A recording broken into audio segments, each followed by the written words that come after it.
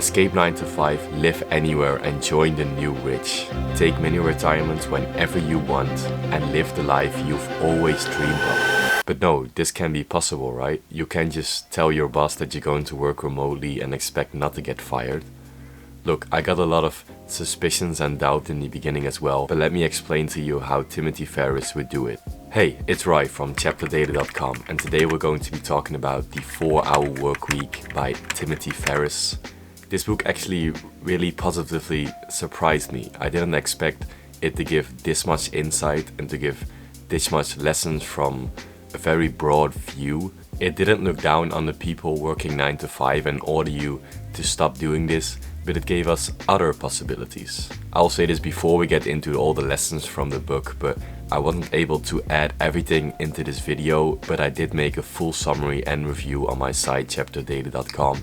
So if you're interested in that, you can check that out. First, let's start off with the 8 main rules that we need to follow if you want to join the new rich. First, interest and money are cyclical.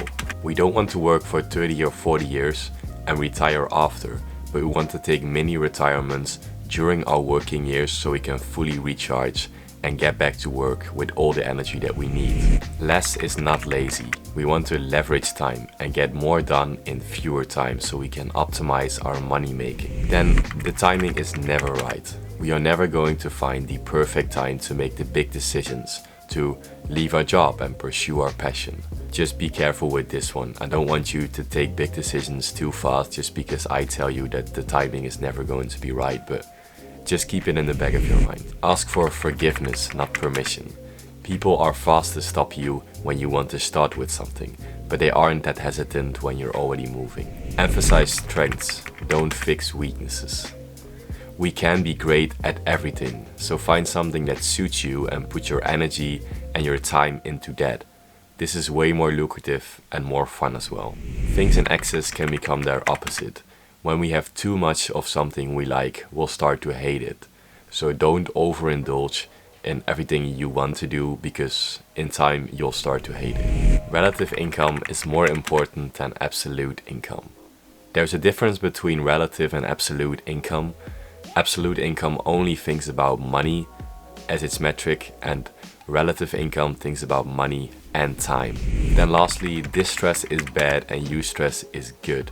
We should avoid destructive criticism which gives us distress, and instead search for constructive criticism which will give us eustress, and this will make us stronger. Then now I want to talk for a bit about the points of the book that I really like personally. Stop looking for motivation and happiness and instead look for excitement. There's a YouTuber called Kelly Wakasa and he has a catchphrase called "do what excites." Timothy Ferriss also calls excitement the better synonym to happiness. The catchphrase "do what excites" is very true to me and it really inspires me. And I want you to find something that excites you as well. Maybe start a startup next to your career path that you're on now.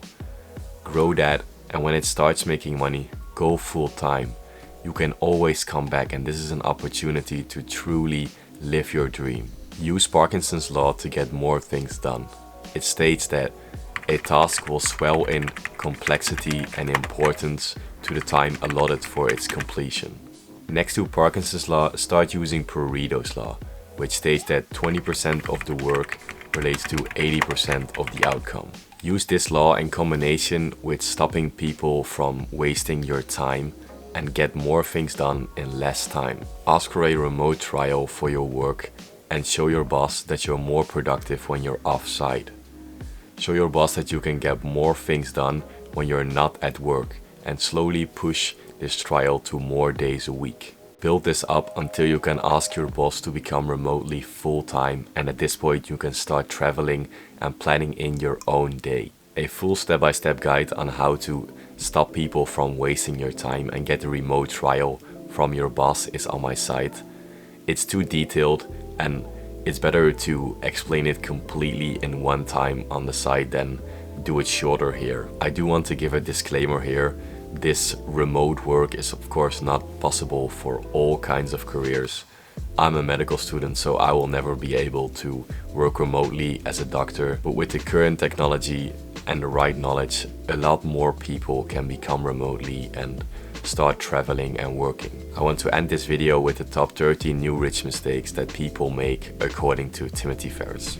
Losing sight of dreams and falling into work for work's sake. Micromanaging and emailing to fill time. Handling problems that outsourcers or your co-workers can handle. Chasing customers, especially unqualified and international prospects, when you have the sufficient cash flow to pursue your non-financial dream. Answering emails that will not result in a sale or that can be answered by a FAQ or autoresponder. Working where you live, sleep or should relax. Not performing a thorough 80-20 analysis or Pareto's law every 2 to 4 weeks for your life and business. Striving for endless perfection rather than simply great or good enough. This is for your personal life and your business life. Blowing minutiae and small problems out of proportion to fill work. Making non-time sensitive issues urgent to justify work. Viewing one product job or project as your end-all and be-all of your existence. And lastly, ignoring the social rewards of life. So, taking that all into account, I feel like this is a must-read for most students and almost every profession. Not only to see the benefits of the new rich, but to get a different view on life and work in general. Life isn't all about working the hardest, and everybody has different goals in their lives. I feel like this book can define or redefine your own goals. Thank you for giving me some of your time and enjoy the rest of your day.